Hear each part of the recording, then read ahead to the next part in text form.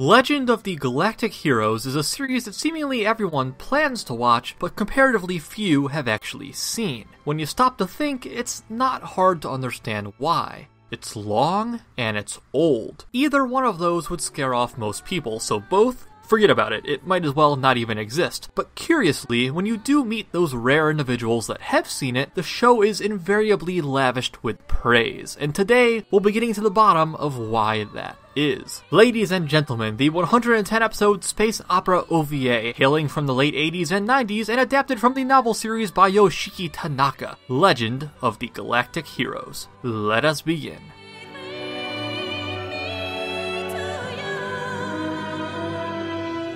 The galaxy is a vast expanse, dotted with innumerable stars and planets, and now mankind has successfully conquered it all. Alas, still, the universe is not at peace. The galaxy is currently divided between two warring nations, the autocratic Galactic Empire and the democratic Free Planets Alliance. In a war that has dragged on for over 150 years, neither side has yet to gain a significant advantage. However, in the Universal Calendar Year 796, Imperial Calendar Year 487, or Common Era Year 3596, our story begins. Within the Galactic Empire, a young man named Reinhardt von Muso has joined the military, with ambitions to climb all the way to the top, defeat the Alliance, and reshape his hierarchical nation for the good of the people. On the other side of the galaxy, within the Free Planets Alliance, a would-be historian by the name of Yang Wenli also finds himself enlisted as a military man. Although he holds no great love for his government, he treasures the will of the people and the democratic ideal. As these two clash and rise in the ranks, they will shift the entire course of history, and perhaps even bring an end to the more than century-old conflict, in one way or another.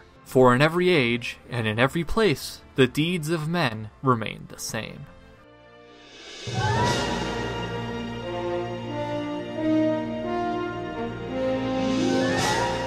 Alright, there's a lot to unpack here, and I'm going to try to get as much out as I can, but undoubtedly I'll get some people saying, why didn't you talk about this, or why didn't you discuss that, to which I preemptively say, sorry. To keep this video of reasonable length, since it's already my longest review ever, I just cannot talk about everything, because Legend of the Galactic Heroes is such a dense experience that if I did, it would almost never end. Likewise, I hardly know where to even begin, but I guess it would have to be with the presentation of the narrative, because all else follows from that. Legend of the Galactic Heroes takes an incredibly interesting and in-depth perspective on warfare. Much more often than not, when a work of fiction focuses on conflict, there will be a good side and a bad side. Perhaps the bad side may be fleshed out and humanized, but at the end of the day, they are usually still the bad guys, the villains that need to be stopped or defeated. Legend of the Galactic Heroes doesn't buy into this. It doesn't seed the notion that there has to be a protagonist and an antagonist in every battle, especially between groups as large as nations. Rather, each side is a conglomerate, a collective made up of many good guys, many bad guys, and millions of normal, well-meaning civilians in between. It offers a completely equal focus on both sides of the war, making no explicit argument on whether the Empire or the Alliance are the good guys. There is no good, nor evil. There's just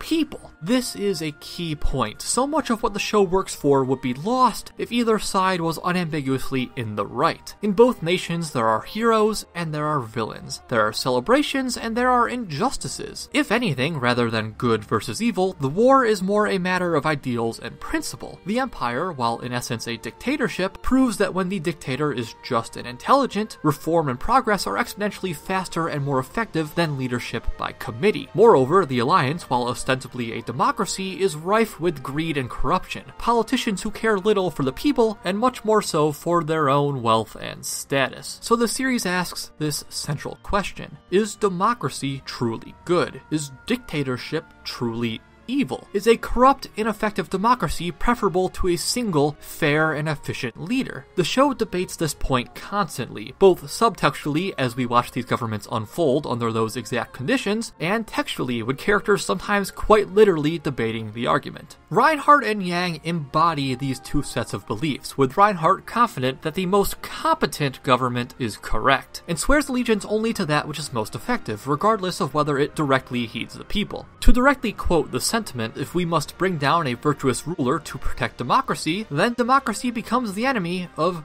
good governance. Yang, on the other hand, advocates that at all costs, the people must govern themselves, even upon reaching the point where they have given up the effort of leadership and handed it to politicians. In Yang's view, the people's voice is always critical, much to the chagrin of some of his cohorts. There is no right answer here, and no attempt is made by the series to outright provide one. It is entirely up to you whether to side with Yang or Reinhardt, the Alliance or the Empire. Or you are free to reject both these outlooks and come up with a third. It's purely a matter of belief. This clash of culture and ideology between the two nations is made even more obvious once you take stock of everything else about them, from their citizens' attire and architecture to their battleships and command centers, and even their treatment of women. The Empire is styled after 19th century Prussia, an ornate and old-fashioned society with the proper buildings and structures to match. The people are divided into clear tiers of commoners and nobles, and the imperial military uniforms are fairly aesthetic and extravagant, while their ship bridges are very neat and spacious, implying an air of regality. The Alliance, for its part, is much more modern and functional, the citizens wearing predominantly outfits that would be right at home in America today. The same could be said of their military uniforms and more immediately futuristic architecture. And their ship bridges are more compact and less aesthetically pleasing, overall forgoing form for function. In regard to my comment on women, the only women seen in active military duty are on the side of the Alliance, while the women in the Empire, as appropriate for the olden aristocratic society, are mostly kept in dresses and attend balls, with offhand lines implying that war and politics are primarily the domain of men. There's only one aspect, in my opinion, in which these societal and aesthetic differences fail to shine through, that being the design of each nation's standard battleships, with neither striking me as especially modern nor antique, although the Empire's flagships are somewhat more ostentatious. Putting aside the musings on the nature and efficiency of government, Legend of the Galactic Heroes takes the time to tackle all sorts of other topics too, from human nature to the tragedy and ramifications of war, then the folly of pride, the value of honor, the line between self and absolute righteousness, the cost of loyalty, the futility of terrorism, and just about anything else you could think of. Some of those I'll get back to, but some I won't touch on again, just cause it's a lot. We'll start with war. Legend of the Galactic Heroes is a show that, leaving all else aside, you could enjoy just for its depiction of war. It sugarcoats nothing and hides even less. It makes no bones about illustrating that no matter the reasons, war in itself is vicious and cruel. You might have to battle for days on end and collapse in the halls out of sleep deprivation. You might witness grotesque horrors on a sinking ship just before your own painful demise. You might actually come back physically fine, but you'll turn around to your buddy and they're just gone. A full-fleshed human being snuffed out just like that. You never once saw what happened to him or how.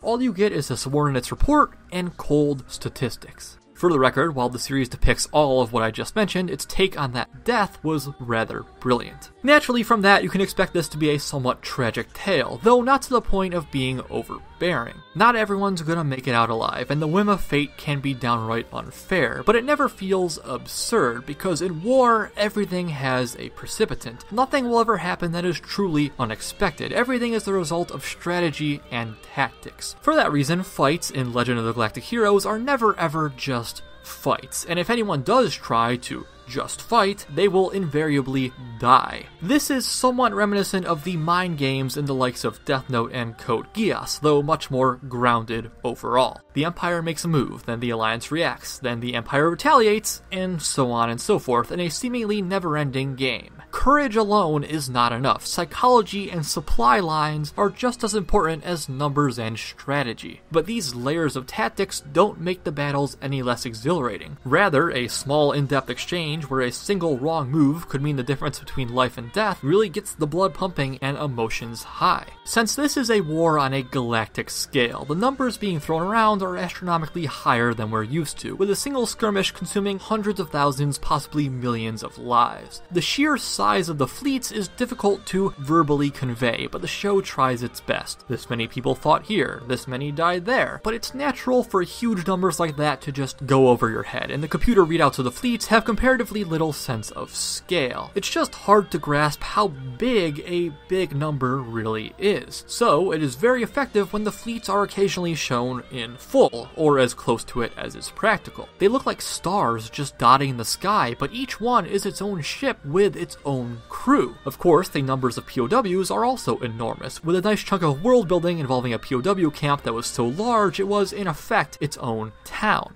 I have yet to mention it thus far, but Legend of the Galactic Heroes is split into 4 seasons, plus 2 additional side story seasons called Gaiden that take place before the series proper. The 4th season is something of an interesting departure by focusing almost entirely on internal strife rather than external conflict, which makes a certain degree of sense. With nations this large and decisions this big, there's bound to be some international conflict, especially with certain belligerent parties around to stir up the pot. Another topic traversed by the series is that of history, specifically leaving one's mark on it. Indeed, the narrator of the story is not a disembodied voice, but in fact a historian, commentating on events from some unspecified point in the future. Although he is generally content with being a normal narrator, sometimes he will point out the large ramifications of seemingly small actions, or make cryptic remarks about game-changing future events. This is even more interesting once we consider that the series takes place over a long enough period of time to fully flesh out multiple galactic eras. The world state by the middle is very different than what it was at the beginning, and the middle itself is very different than the end, allowing a sense that you are truly watching history unfold, even if it is merely,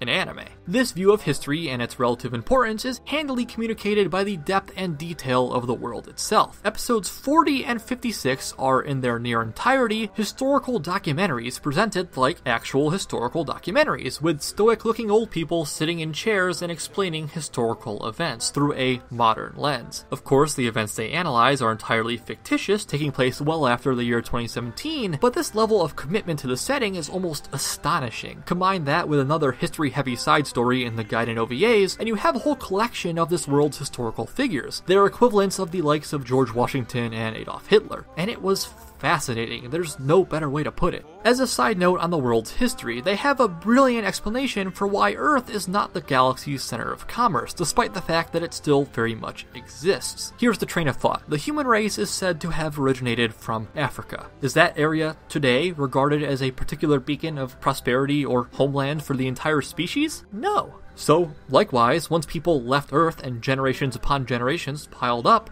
why would they have any particular affinity for Earth? They'd be more apt to consider themselves denizens of wherever else they were born, or simply the galaxy as a whole. And that was a very interesting tidbit, in my opinion. Okay, with that, I've hit pretty much everything on the purely story end that I wanted to hit. Now we can delve into the characters. Rather than talking about Reinhardt then Yang in that order, I'll be going through the whole Empire, then the whole Alliance, using a very loose definition of whole. Anyway, the Empire means we're starting with the blonde-haired Reinhardt von Musel, a cocky and ambitious young man, but not exactly outright arrogant. Reinhardt's goal, as I've mentioned, is to steamroll his way to the very top of the Empire, seizing power for himself and making the world a better place for those souls unfortunate enough not to be born an aristocrat. Unsurprisingly, this crusade is motivated by something of a personal vendetta, after his older sister was taken away against her will by the Kaiser to serve as his concubine. But despite his vengeance-fueled motivation, Reinhardt is nonetheless a lenient and fair man. He holds no tolerance for greed or foolishness, but conducting oneself with respect and efficiency is an easy way to enter his good graces. However, he is not without flaw. For one, Reinhardt is very young, beginning our tale in his late teens, and his inexperience in worldly affairs does present itself on occasion, either whining about his circumstances, though this is disguised by eloquent articulation, or allowing his emotions to rule his decisions. Additionally, despite his good intentions, as he rises through the ranks, the realities of politics, power, and war make him colder and colder, all the while becoming somewhat listless, as he finds much more joy in seizing fame and authority than maintaining it. These bad habits are kept in check by his best friend and brother-in-arms, Siegfried Kircheis. Kircheis serves as Reinhardt's conscience and voice of reason, almost always counseling restraint and preventing Reinhardt's more cruel or violent tendencies from boiling over. However, this is not helped by the presence of another advisor, Paul von Oberstein, a slippery and dead-eyed individual who always advocates the most immediate and most effective path to victory, regardless of the moral cost. Oberstein, more so than Kircheis, I'd say, is a very interesting character, as while the cold-hearted tactician type is usually portrayed as a villain, and he is even perceived by most of the other cast as a villain, the truth of his existence is much more gray. Despite his ruthless actions and detached demeanor, there seems to be a possibility that he truly does act in what he believes to be the nation's best interests. Reinhardt is flanked by a number of Imperial admirals, whose number only increases as the series progresses and his own power base grows, and as such the only two I will touch on are Wolfgang Mittermeier and Oskar von Reuenthal, as they served directly under Reinhardt from the very beginning. The two are good friends and excellent military strategists, an interesting thing about them being that despite their near constant presence, the show takes quite a long time to significantly flesh them out. However, over time, their natures are made clear, Mittermeier as a more down-to-earth family man, believing in the usual ideals of kindness and justice, while Reuenthal is a somewhat more cynical individual, with no real family to speak of and several ambitions of his own, only dwarfed and reined in by that of his glorious leader. Introduced somewhat later than the rest is one Hildegard von Mariendorf, or simply Hilda, the lone daughter of a low noble family, one who is quick to note Reinhardt's talents and passion, and sides with him in hopes of ensuring his victory.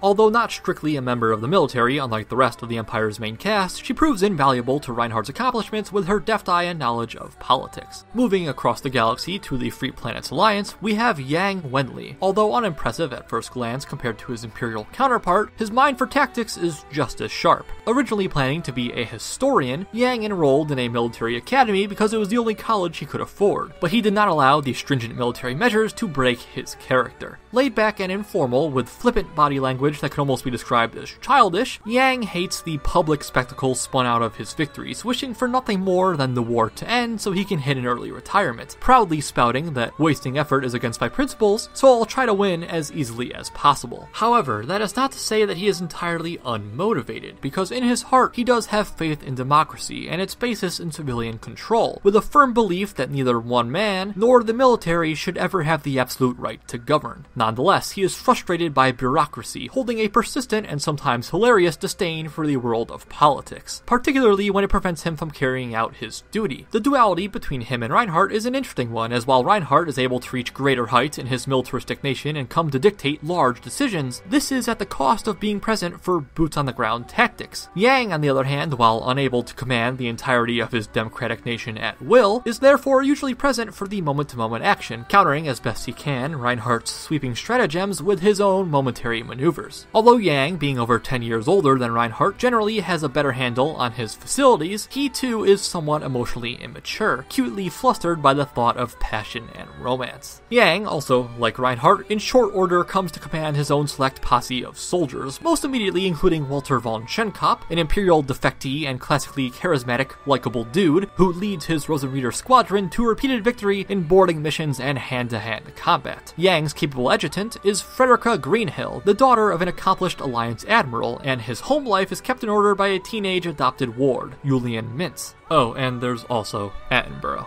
I'm gonna stop there and move on, but there are a ton of named characters in this show on both sides of the war, as well as certain third parties, which I'll come back to. And it goes into excruciating, almost overwhelming detail for so many of them, even some minor ones that perhaps did not need it. For this reason, there are also a lot of voice actors, in total over 300 in fact. If you know any voice actors that have been in the industry for a while, then they're here somewhere, guaranteed. From Sailor Moon to Vegeta to Kazuhira Miller from Gunbuster. Legend of the Galactic Heroes soundtrack is appropriately grand, filling the space battles with booming orchestral dramatics to a tune that, to my untrained ear, sounded vaguely classical. This truly exposed my lack of knowledge on the subject, because later on, once I had actually checked the MyAnimeList staff listings, I found that the music indeed was classical, crediting a number of famous composers whose work was used in this series. I wish I could be more specific than that, telling you who was used when and where and how, but I apologize, my knowledge of the classical genre is more or less non-existent. On the opening and ending side of things, each of the 6 openings, the 4 standard ones and 2 from Gaiden, are performed by a lone female singer in English, shockingly with perfect fluency and pronunciation in all but one case, and most with an epic ballad-type feel to accompany the scope of the narrative. The endings, for their part, are all sung by one Kei Ogura, a man with a deep voice whose material managed to evoke an array of different emotions depending on the context. Visually, the entire bunch is fine but reserved, usually showing off each member of the cast one by one, with the openings favoring the Empire and the endings the Alliance. The Gaiden offerings are a slight exception to this visual rule, but this may perhaps not be for the best, because the second of the Gaiden openings almost looks fan-made. Ugh.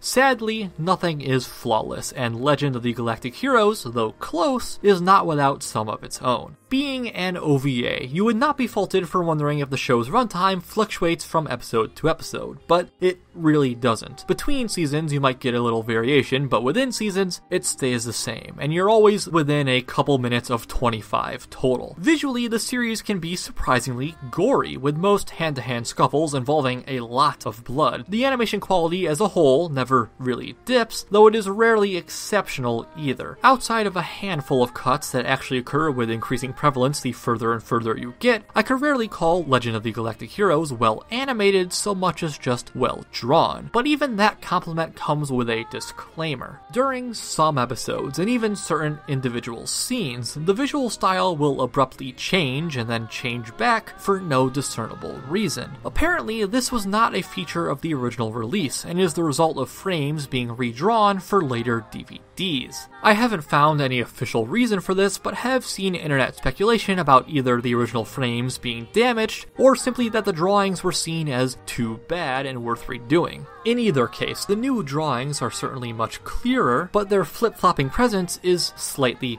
irritating. Personally, I suspect these new frames were drawn by members of JC's staff, who handled the second series of Gaiden OVAs, succeeding Artland, who had handled more or less everything else prior. Every shot in that Gaiden series looks exactly like the altered style of the original, leading me to believe this is when and how the corrections took place, though of course it's nothing but speculation. That said, even this style change is far less apparent than that of Golden Wings. In addition to the main series and the two Gaiden series, there are 3 Legend of the Galactic Heroes films, 2 of which are pretty much more of the same, and I would actually recommend watching them before the series proper, since that is where they take place. But the last one is called Golden Wings, which, not unjustly, has a reputation for being the black sheep of the series. In my eyes, this is mostly for its design decisions, which were apparently made to mimic the manga adaptation, but it looks worse in, without exaggeration, almost every way imaginable. It doesn't help that a lot of its story, though to be fair, not all of it, is a retread of material that the original series had already covered. Speaking of retreads, it's time to move back to the main show, because it sometimes retreads itself. Not often literally, but early on there is some repetition to the events of the story. It is a time when neither Reinhardt nor Yang held much sway or power, and in order for them to gain that power, they had to distinguish themselves in military matters. In doing so, they slightly break the show's more realistic feel, since somehow every superior they both serve under in this time is grossly incompetent. It's amazing the war managed to last as long as it did, when apparently both militaries had been in shambles before our main characters rose to the top, populated with nothing but short-sighted and incapable leadership. The battles themselves could too have done with some more pizzazz. Although the tactics on display are generally engaging and cunning, at a point you start to wonder, why is everyone fighting on 2 axes as if space is flat? I can count on one hand the number of notable instances where strategies from either end made use of the fact that space is in fact 3-dimensional. There's no particular reason or even excuse given for why this is ignored, it's just apparently convention that all space warfare is conducted on a 2D grid. While this never significantly bothered me, it was a slight oddity that I couldn't shake for quite a while. Some more oddities exist with the show's handling of technology. Despite the unbelievably fleshed out lore and history, the actual present day has some strange anachronisms that are never fully explained, like the use of battle axes in combat or paper letters for communication. There is a throwaway explanation given for this, something about how their technologies are so good at countering each other that it actually became beneficial to go back to basics. For example, paper letters can't be hacked, but I'm not sure how much I bought that. Regardless, this was hardly enough to break the world's believability, and more so existed as a slight curiosity. Now it's time for me to touch on those third parties I mentioned earlier. There are two additional factions in the fight between the Empire and Alliance, neither of which are as compelling by virtue of being more or less straight antagonists, only there to drum up death and conflict. The first is an autonomous imperial territory called Phezin, whose leader hopes to pit the two major powers against each other to the point of mutual near extinction, after which Phezin can roll in and seize the galaxy for itself. This isn't very interesting. Firstly, because as I said, unlike the Alliance or Empire characters, Phezin's much smaller cast is not developed much beyond being villains, and when they are briefly humanized, it's usually as fodder to then turn around and show how villainous they really are after all. Secondly, due to Phezin's size and nature in the plot, you know they have no chance of winning. There's little of the suspense that there is between the Empire and the Alliance, where it's unclear who will come out on top since neither are the good guys. But when you throw a clear antagonist like Phezin into the mix, it's rather obvious that they won't get far. Now, Phezin wasn't great, but they also weren't the worst. The worst were the members of a religion called the Earth Cult, or depending on the translation, followers of Terraism. If the clever pun went over your head, Terraism sounds like terrorism, because that's exactly what they are, terrorists. The terrorists' existence and actions are supposed to prove one of Yang's long-held beliefs, that terrorism can only delay the progress of history, not reverse it. And in that respect, they serve their purpose, but as characters, they are woefully underdeveloped. You're given no sense of their purpose, or their origin, or why their base of followers is so large and pervasive. Furthermore, only a single archpriest comes even close to being an actual character, while the entire rest of the cult is nameless, violent fanatics. And even that one archpriest is a bad character in the end. His goal is to be evil for the sake of being evil. If there's one thing I hope this year's remake will fix, it's the Earth Cult. They suck.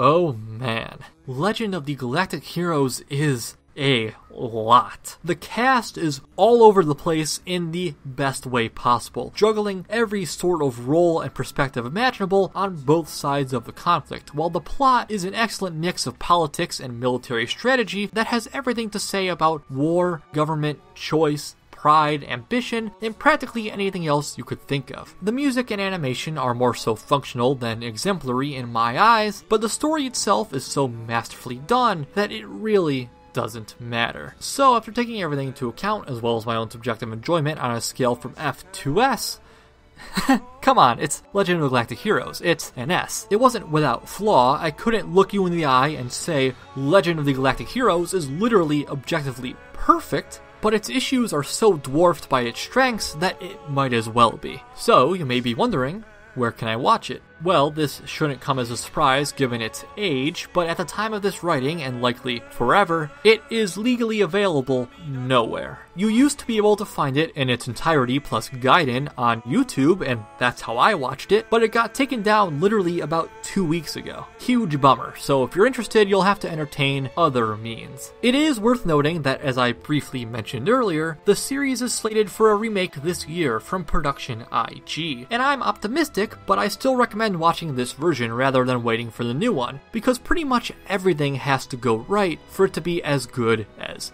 this. And that'll do it. Thanks for watching, have a great day, leave any feedback in the comments, subscribe if you want more, and if there's anything you'd like to see reviewed, by all means tell me. In fact, this review was requested quite a while ago by Arcane Thinker. It's been some time since I got around to a request, what with the end of the year and all that, but I'm shooting to rifle through a few in a row starting now. Wish me luck, thanks again, and see you next time.